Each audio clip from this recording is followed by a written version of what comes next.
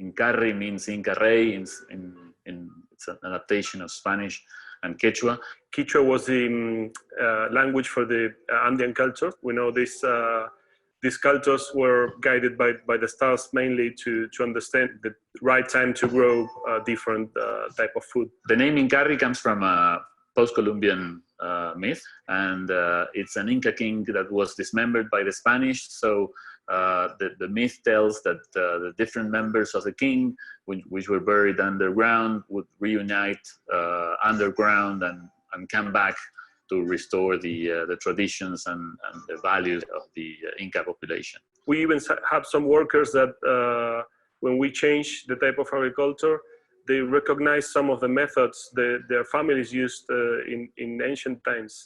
And we feel that this is a way to represent what we're trying to do, which is to bring back some old wisdom about agriculture, to make better wines, and to respect the land and the people we work with.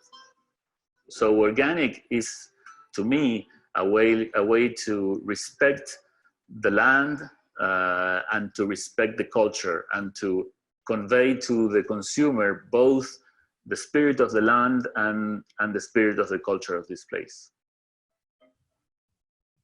The quest for quality, I would say, is related to a better understanding of the vine ecological system than what conventional agriculture proposes. We don't like interventions, so the winemaking is very simple and focused in maintain the quality from the vineyard, not in changing it. The wines we aim to make are those wines that can represent the places they come from.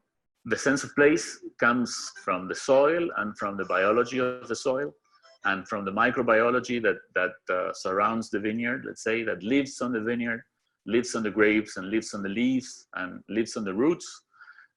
So respecting this biology is like the key thing to do when you want to express the sense of place.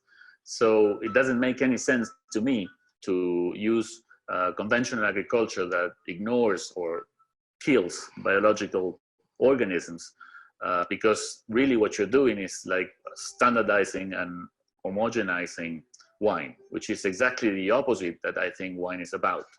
And it's exactly what big industrial wine is doing. We have a consultant from Italy who has been working on how the plant behaves and how to create a pruning system that gives the plant the best chance to survive fungi and all these diseases that typically affect vineyards as they age. We have seen that the grapes are more balanced, and in the winery we don't need to do additions, like too much acidifying or using enzymes or all the things that are widely used. And I think that's a good thing for the future of the wine, because in my experience, most wines that you add stuff, for example, enzymes never stop working somehow. They will be always in your wine, changing it, and the evolution is not the same that if you use the natural composition of wine. You don't try to understand it as a machine, but as an organism behaving, which is, I think, the right approach for most of living things. Wine for human culture is about recovering all these small, different, interesting aspects of earth and experience it in a glass.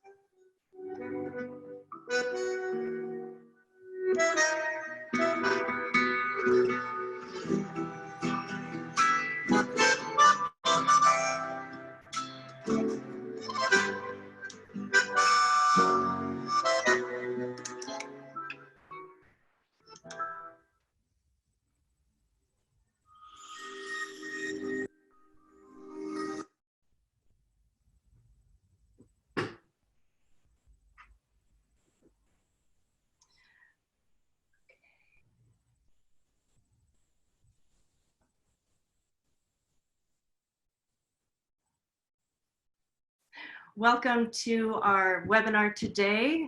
I'm Lisa Bell, and we are being joined by Matteo Acme, who is from Inkarri. He is the US export manager for Proviva, is the winery that makes the Inkarri brand. And he is joining us today, not actually from Argentina, but he's joining us today from Rome, which is where Matteo lives. Exactly. So welcome, Matteo, and I'll have you just, we're gonna ask some questions, and all of you participants out there are in participant mode at the moment. When we get to the Q&A section of the webinar, I'm going to make you all participants, and so you'll be able to have both audio and video if you want to be able to ask some questions. So in the meantime, we're going to get going with asking Matteo some questions. Matteo, just tell us a little bit about you and how you got started with Inkarri. Well, first of all, thank you, Lisa, for organizing this webinar, this virtual tasting, and thank you everyone for joining us tonight for me here in Rome. It's a pleasure, really, to be here with you. I'm the export manager for Proviva and for Inkarri. Let's say worldwide, we cover like 30 plus countries around the world, and I'm the one traveling around and offering these Argentinian wines. I've been living in Argentina. I lived in Argentina for 4 years, and I'm Italian originally, and I just moved back here in Rome, where the lockdown and the virus caught me, so I'm stuck here. But yes, Argentina is in me, and it's a pleasure to talk about Argentina, Inkarri, and Argentinian wines and tradition around the world. Great, thank you. And I forgot to introduce myself. I'm Lisa Bell. I am the marketing director for Natural Merchants, and we are very fortunate to be the importers of the Inkarri brand. I live here in beautiful Boulder, Colorado, and I am also the Rocky Mountain Regional Sales Manager, so I get to talk about these wines and taste them with both retailers and consumers frequently as well. So tell us a little bit about the Proviva winery. Where is it located in Argentina? Well, we are in Agrelo, Mendoza, Argentina. Agrelo is the real heart of Mendoza, where they produce 80% of the wines from Argentina. They actually come from Mendoza, and Agrelo is probably the most classic and traditional appellation within Mendoza. We do have vineyards in other areas of Mendoza as well, like Altamira in the Yucco Valley, but the winery is located in Agrelo, and our main vineyard, organic and biodynamic certified, is there in the real heart of Argentinian wine tradition. And tell us a little bit about that biodynamic conversion and why you decided to do that at Proviva.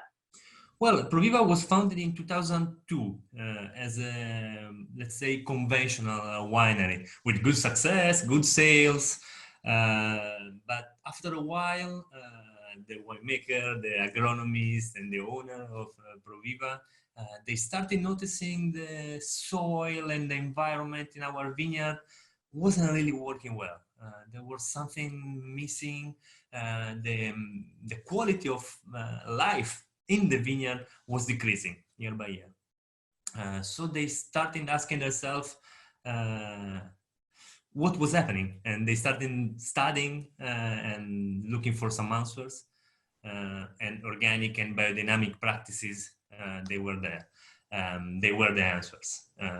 That means that traditional, conventional agriculture with pesticide and chemical fertilizers and herbicides weren't good for the vineyard itself. While with organic, they started cutting off all the chemicals, starting using, this happened in 2011-12. So no more chemicals in the vineyard, with organic practices, and then biodynamic approach was implemented.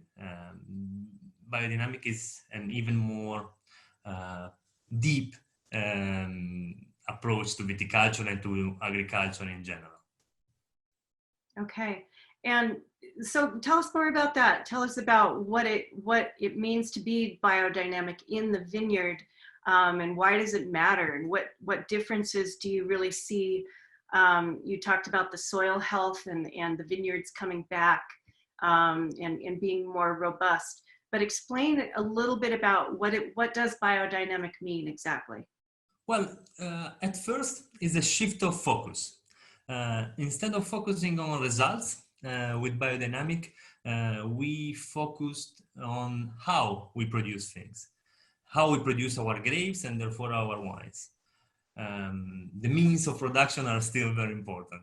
And with biodynamic, biodynamic is a regenerative agriculture where every single action is meant to give back to soil and to the vineyard the vitality, the energy, the life we extract for producing our grapes. That means with biodynamic, we want to increase biodiversity in the vineyards, and we plant other plants inside the vineyard. We bring in animals, sheep, and pigs and cows to have a more balanced and healthy environment there. A more balanced environment means more balanced grapes. That means a more easy to make wine. It means all the work is in the vineyard. Then the wine comes naturally from what we do with nature.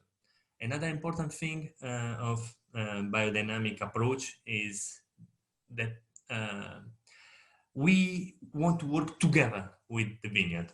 We do not impose our needs, our vision to nature through chemicals products that are kind of shortcuts to reach some results. With biodynamic, we listen first. We try to see and we investigate what the vineyard, the soil, our plants need, and we try to help them to develop and do the best they can, and what we can do the best. Okay. Can you tell us about your personal journey to getting into the wine industry in general? How long have you been in the business, as it were? Well, growing up in Italy, I grew up in wine as well. Wine was always on the table, and the passion grew up with me. Then I'm a journalist. I studied as a journalist. I worked as a journalist for a while and studied as a sommelier at the same time. At some point, I decided to move abroad, and I went to China. There I started working for wine importers there. I started getting more involved in the wine business and not only in the wine pleasure as it was before. And after China, Argentina was the next stop and the next step as well. And I was lucky. In the meantime, my caring for environment and for environmental issues was growing as well. When I moved to Argentina, I was lucky enough to meet Juan Perisati and Gabriel, the winemaker of Proviva and Inkarri, who had the same feelings and the same approach to life and work and wine that I have. So we met and we thought working together could have been a good option, and here we are. And how long have you been there? Well, it's almost 5 years now. 5 years, okay, great. And of course, you can do your job from really anywhere. So you are back home in Italy, right? Living in Rome, and it must be an interesting place at the moment. Rome. Well, yes, it is. Just today I was walking downtown Rome with no tourists for the first time in my life. Wow. You Yeah. can actually see monuments without being pushed from other people. Yeah. If anyone's been to Rome, they know that that would be an amazing sight, actually, to Yeah. see Rome with no tourists. Of course, I'm lucky enough to still having a job and having the opportunity to go to go out and walk, and I'm healthy and everything. But so it's a bit of luxury I'm experiencing now. But well, everybody Nice. is. All right, so let's move to the wine, and you hopefully everybody on the call has the wine. It's disappearing into my background here, but this is the Inkarri 2019 Rosé, and I'm going to pour myself a glass. You've got a glass there, Matteo. I do. Tell us about the vintage itself. Is there anything that was particularly interesting about this vintage? Well, there is something really interesting going on in Argentina, in Mendoza especially. In the past 7-8 years, we really started feeling a vintage variation, which is something is not that common, wasn't used to not be too common in the New World, in Argentina. Now every vintage is different, which is exciting, and it's a lot of work. It's really labor demanding for the winemaker and the agronomist. For us, it's really exciting. Biodynamic, as I said, is all about listening to nature, watching and reacting, and work together together with every vintage gives us.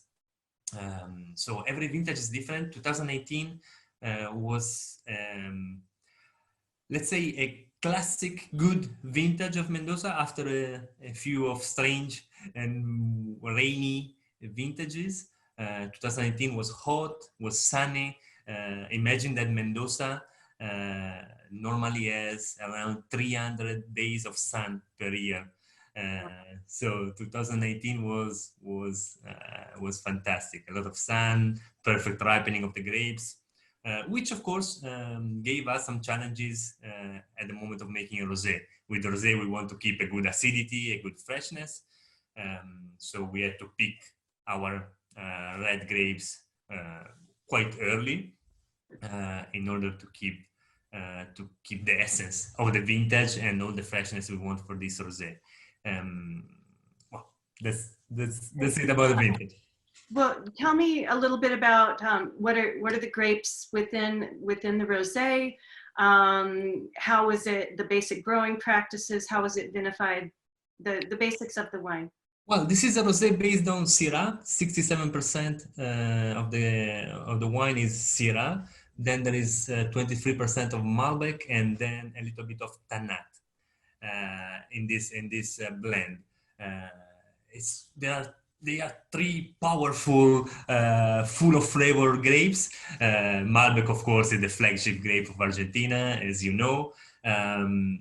Syrah is really interesting. There is not much Syrah planted in Argentina, but we feel Syrah found a good home in Agrelo, where our vineyard is located.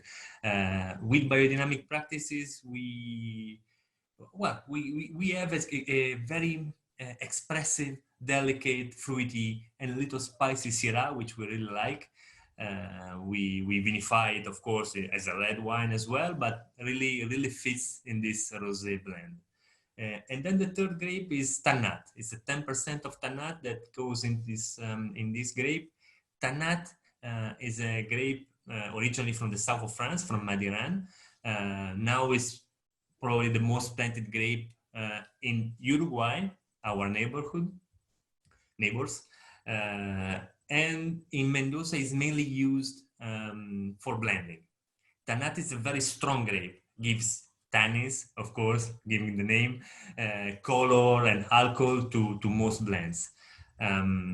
Again, with biodynamic practices, balance is the key word. And through the years, in our biodynamic vineyard where Tannat is planted, Tannat is not an easy beast to manage. But thanks to biodynamic practices, now we have a very balanced and pleasant Tannat that we can use in this blend. Then, in terms of winemaking, it's something very important for us. Biodynamic means no chemicals, means that everything we use to fertilize, to cultivate our grapes comes from the vineyard with no external inputs. And we keep the same philosophy at the winemaking time. So native yeast for spontaneous fermentation, no added yeast at all. Natural acidity, no manipulation, very little filtration, only if needed. And Matteo, when you say native yeast, can you explain that just a little bit? Sure. Of course, yeast are the responsible for fermentation. They transform the sugar in alcohol. So we need to thank them for having wine on our tables. They naturally grow on the skins of the grapes and inside the grapes themselves. And they after a few years of winemaking, they kind of live in the winery as well. But of course, every year is different. So every year we can have different yeast on the grape. And the answer to this uncertainty, to this complexity coming from industrial winemaking is, okay, forget about that. Let's use selected industrial yeast that give us predictable results.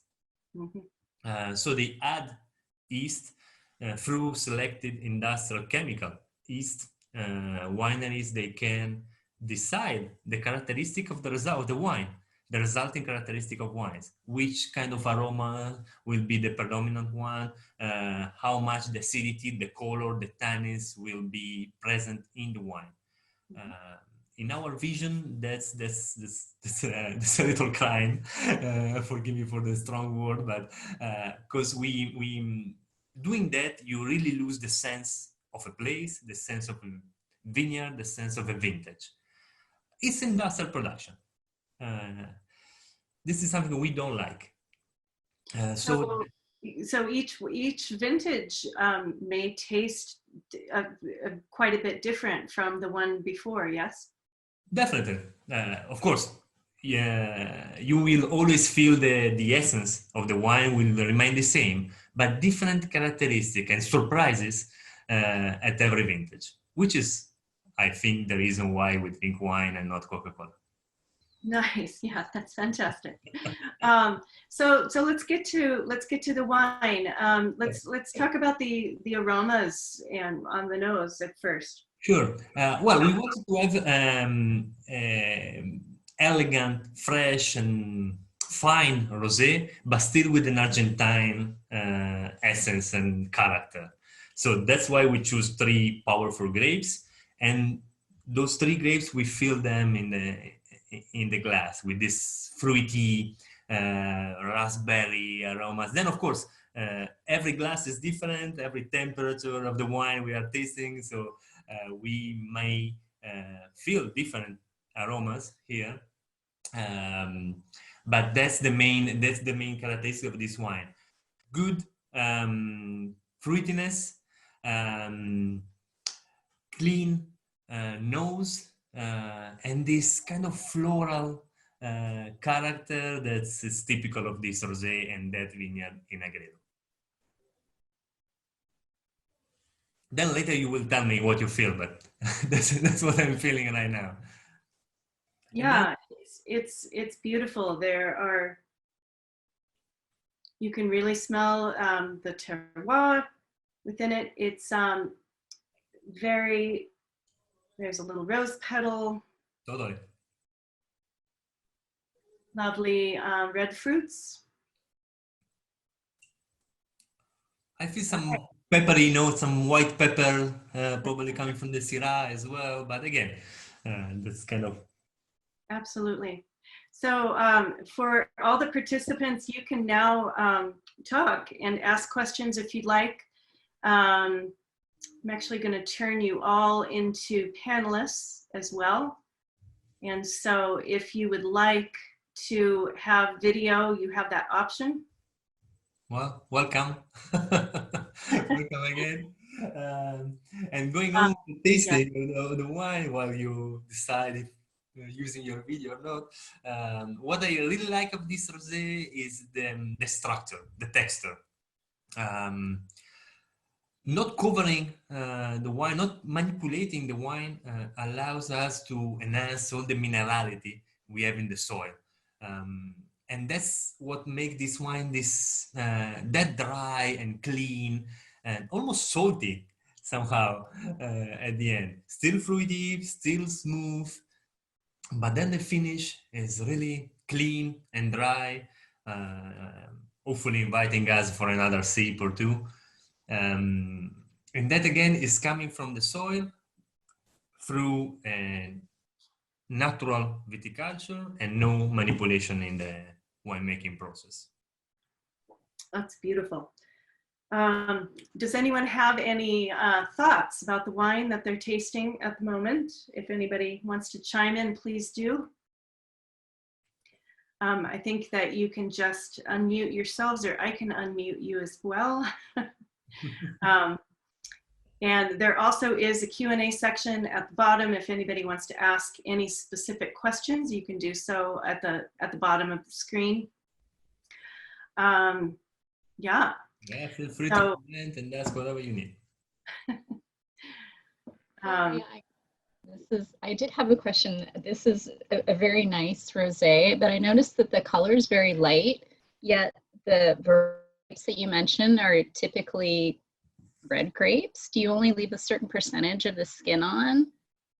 No, it's we crush them and we leave them on the skins for a very short time, a few hours. So it's a classic, let's say, a red wine making, but with a very short contact, very short maceration. So is that just a style choice? Yeah. And can you talk a little bit more about what is the Argentinian style of winemaking, and how is it unique and different from, say, what's done in Italy or France or California? Well, that's a very good question. Thank you for asking that. Let's say Argentinian wine production was born with the first European immigrants going there. So in the North Argentina, they started doing wine in the 16th century, basically. 16th century. Then for many decades, in modern times, say in 20th century, for many decades, domestic consumption was the main concern for producers. So wine was made in Mendoza. People were drinking a lot in Argentina, around 70 liters per capita until the 70s. Was 70 liters per capita, which was one of the highest rate in the world. Just to make a comparison, now we are at 30 nowadays in Argentina. So was domestic consumption, a lot of consumption, high level of production. The main concern were high yields. The idea was boosting the production and have the more, well, there were farmers basically producing wine. So the main interest was selling grapes and having a lot of quantity, not so much quality. I mean, quality wasn't the focus. Then in the 90s, basically Argentina opened up to export, mainly to the United States with Malbec. That's when Malbec became the main grape in Argentina. Winery finally started making some money, and they hired consultant mainly from California and from France. So for a few decades, let's say in the 90s and beginning of 2000. Sorry? Okay, so let's say in the 90s and beginning of 2000, we in Argentina tend to have a French Californian style, which is a strange hybrid, but translated to Argentinian words that meant a lot of oak, super concentration, overripe grapes. Lately, in the past few years, let's say 5, 6, 7 years, we started we as Argentinian, we started to investigate our terroirs, to recognize our different appellations and how Malbec and the other grapes could be different coming from different place inside Mendoza. So there's a terroir renaissance, kind of. And also, a few wineries, not many, Proviva and Inkarri are one of them, they started proposing a different style, especially for red wines. So less concentration, less oak, more authenticity in the wines, less intervention in general. Coming to us, organic and biodynamic for us is not only a matter of taking care of the environment, taking care of our vineyards, it's a matter of quality as well. We feel our wines, since we started, our grapes first and then our wines, since we started the conversion to organic and biodynamic, they got better. They got much more lively, they got more expressive. But still, biodynamic wines in Argentina are less than 1% of the total production. Organic is around 3-4%, still a tiny, tiny production. We feel the future is there. Our motto is viticulture for the future. We feel the wine industry is going that direction, but still in Argentina, it's not that common. While, for example, in Europe or in Oregon, much more wineries are working the way we do. Matteo, can you tell us a little bit about the label and the name Inkarri? Okay. Inkarri is a Quechua indigenous word that means Inca Rey, king of the Incas. We wanted, choosing the name, we wanted to keep a strong link to the land which is hosting us and to the tradition of the land. There is a blood legend behind the name. If Liz allows me, I will tell you the legend. Yes, it's interesting. Okay, thank you. So the legend says that the last emperor of the Inca Empire, the Inca Rey, the Inkarri, was killed by the Spaniards when they came to conquer the Latin America, the one that now is Latin America. They killed him, they dismembered his body, they buried the different parts of the body in different corners of the empire in order to avoid any ritual or any worshipping of his body. The legend says that these parts of the body, they are slowly getting back together below the ground, and one day the Inca Rey will rise again from below the ground, the earth, to free his people from the conquistadores. Our interpretation of this bloody legend is that all the answer to our problems, I mean, even the virus we are facing in these days, it was probably originated from the way we produce things. The environmental crisis, the way we raise our cattle, our animals, the way we practice our agriculture, they are causing a lot of problems to ourselves and to the planet. We feel that, like the Inkarri, the answers they will to all these problems. They will come from the heart, earth. Sorry, I cannot pronounce it. From the land. That's what we feel, and that's why we choose that name.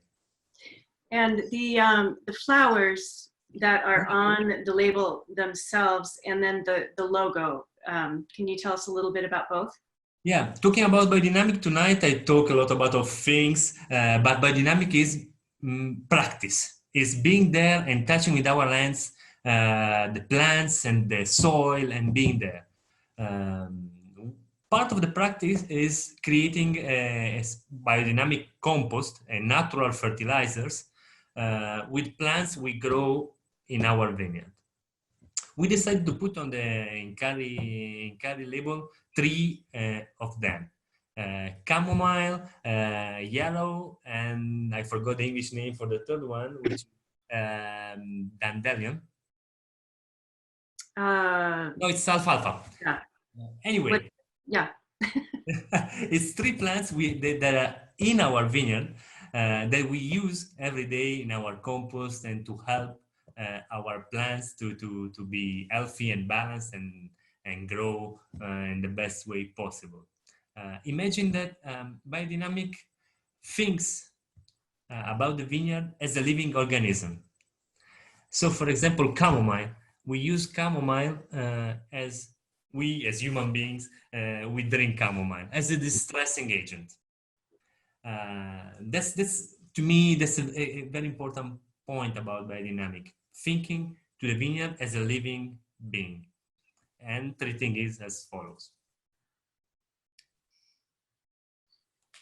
Great. And can we also talk a little bit, Marie would like us to talk a little bit more about Mendoza as a terroir in particular. The climate, what's going on within the soil of the Mendoza area. Sure, that's quite exciting. As I said, wineries are discovering now in the past few years what is underneath Mendoza soil. Proviva has been one of the front runner in this new wave of winemaking. Mendoza is on the slopes on the Andes. It's basically a desert, a high altitude desert. The city itself is at around 2,700 feet. Our vineyard, where the Inkarri Rosé comes from, is at 3,100 feet, around that. And then we have vineyards up to 5,000 feet. So a lot of altitude variation. And with the altitude, also the soil composition changes a lot. There in Agrelo, again, where the Rosé comes from, we have kind of a sandy, loamy soil, quite fertile, that gives this fruitiness and this intensity and this round texture to all our wines. While when we go a little bit southern in Mendoza, to the Yucco Valley, the highest vineyard, there we are encountering more calcareous, rocky soil that give us less production. That's why in past times we're so cheered by the farmers. So lower yields, higher quality in terms of elegance and complexity. There in Yucco Valley, we have more, going back to your question, Marie, there we have more European style wines, minerality, complexity, less alcohol, more finesse. And we are lucky enough to have vineyards there as well, like our Inkarri winemaker selection Malbec. It's a single vineyard from Altamira in the Yucco Valley with those characteristics I just mentioned. Great. You mentioned earlier the reasoning a little bit behind the Tannat within the blend, and we have a question about what does that grape really bring to the final blend, and what was the thought process behind incorporating that into the wine? As a Tannat, of course, the name is coming from as the same origin of tannins. That means structure, that means a dry texture. We wanted to have a fruity rosé, a pleasant rosé, but also a quite elegant and serious one. Tannat helped us to give this dryness, this texture and this clean finish. That's the idea behind the blend. Of course, Syrah is adding a lot of fruitiness and spices, and Malbec.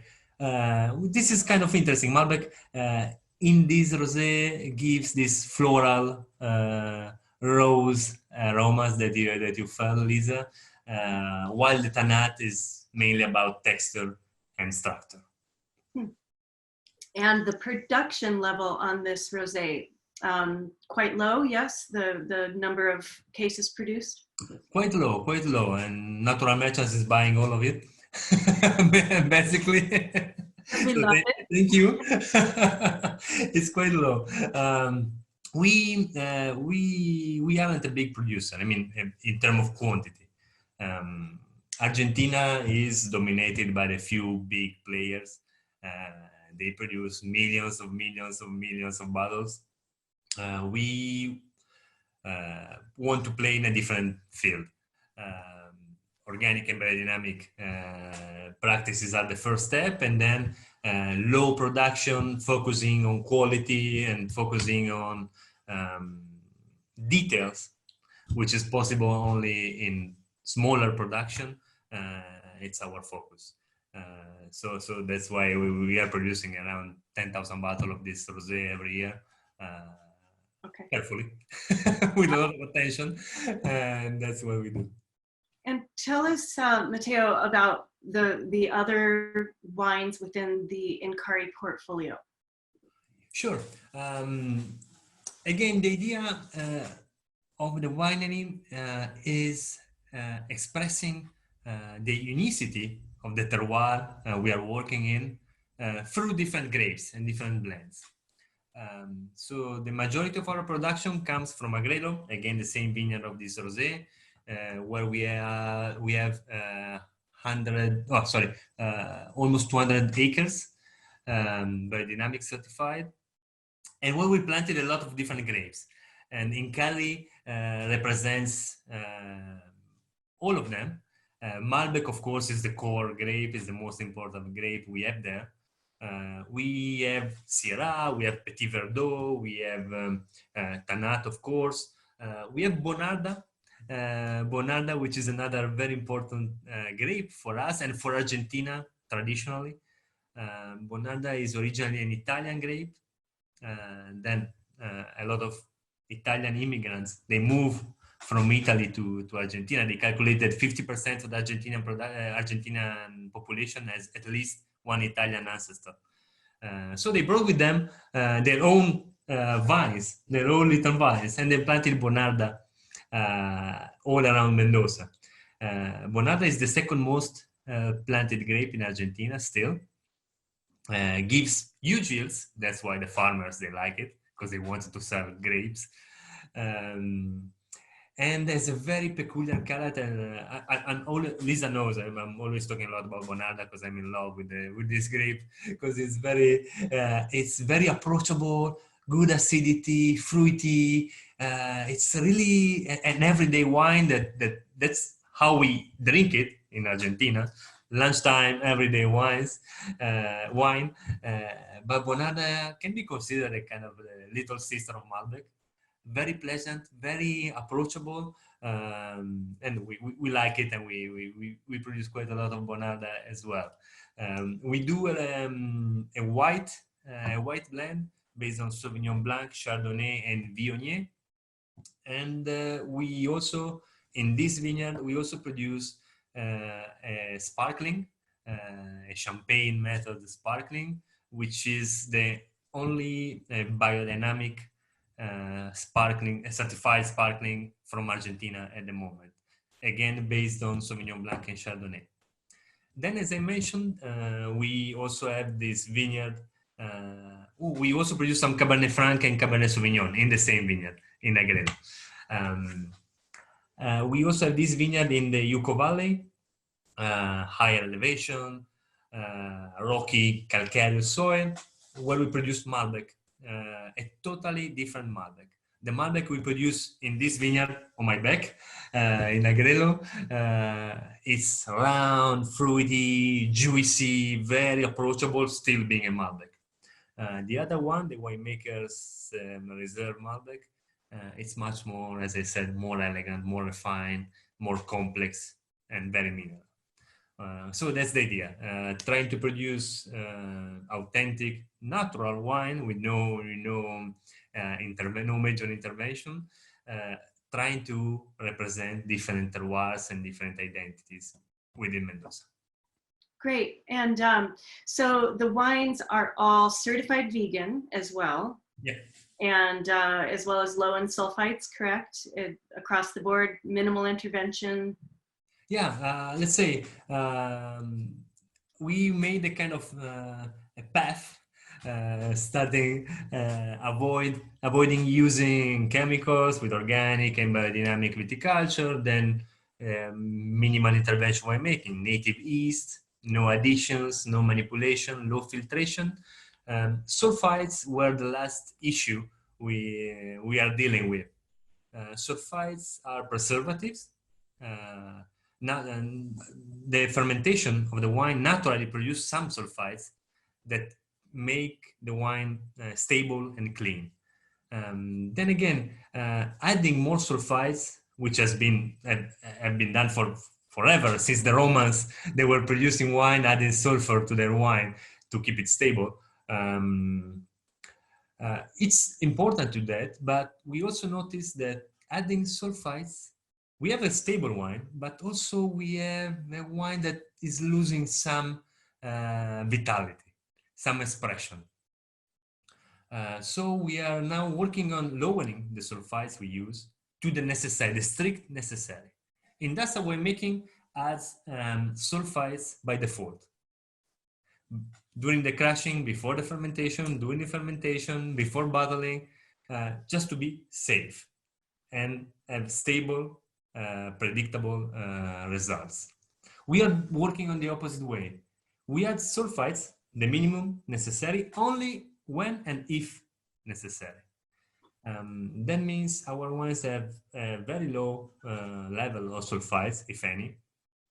And that's good also because sulfites, they difficult the digestion of alcohol. So the lower sulfites, the more we can drink. And it's another good part. All right. Tell us a bit about the Fair for Life certification that Proviva has as well. Yes, part of the biodynamic vision is working in, again, balance and in respecting every living beings that we have in our environment, in our vineyard, our neighborhood, our neighbors, and also workers that are working in our winery during the harvest or the whole year. So in Mendoza we still have a huge problem of child work and in inequality in salary, inequality in between men and women. So we decided to make another step in that direction, being certified by Fair for Life. It's a fair trade certification that certifies that we are treating also not only nature and plants and grapes in a proper way, but we are respecting also our workers and the people living around us. One other thing we do in order to create a community, basically, again, we are working in opposition to the industrial paradigm. The focus is not on results or in money. It's more on doing the right thing. Another thing we do in the vineyard is we extirpate a full hectare of vineyard a few years ago, and we created an orchard for the workers. So they rotate to work there, to work the orchard. It's a biodynamic, high quality orchard, organic and biodynamic, and they keep what they produce for themselves at the end of the year. Again, we are losing money in that doing that. But it's the right thing to do. Fantastic. Yeah, that's great. Okay, and there was a question about Natural Merchants. We are an organic and biodynamic wine import company, so everything we do is focused on certified organic and biodynamic too. So every wine that we have is produced to organic standards, both in country and to the USDA standards. So everything we have that's imported can say made with organic grapes on the label. And yeah, we focus only on that. The company's been around for more than 15 years and lots of great wine. Naturalmerchants.com is the website that you can find those wines from all over the world. And a lot of the Inkarri wines, a lot of you purchase the wines either through natural grocers or organic wine exchange. You can find most of the Inkarri wines at both of those locations. Organic wine exchange is online. Natural grocers is, of course, in Oklahoma, Oregon, and Colorado. And yeah, and in different parts of the country, these are available in different places as well. Some Whole Food stores carry Inkarri, Malbec. So do ask us about where the wines might be. And I'm happy to take some individual questions if you want to email me as well, which is lisa@naturalmerchants.com. And yeah, where can you find out more about the wines? You can find out about those on our website, naturalmerchants.com, and there's an Inkarri tab, and they can absolutely email Matteo as well. Matteo, what is your email address? Oh, that's a long one. Here, can you type it into the chat section? I think I can do. Okay. And does anyone, while he's doing that, does anyone else have any questions at all? Please either speak up or type them into the question or the chat bar while we're doing that. Great, thank you so much, Matteo. Yeah, well, thank you all for being here. I just wanted to thank Lisa again and all the Natural Merchant team. They are really fantastic. And if you have any question, then they are beautiful people, and it's a pleasure to work with them. So, yeah, and that's great. You. So feel free. I know you can contact them, and they will be kind and thank you for taking your Saturday night out to join us. And everybody stay safe out there. And yeah, thank you so much for joining us. And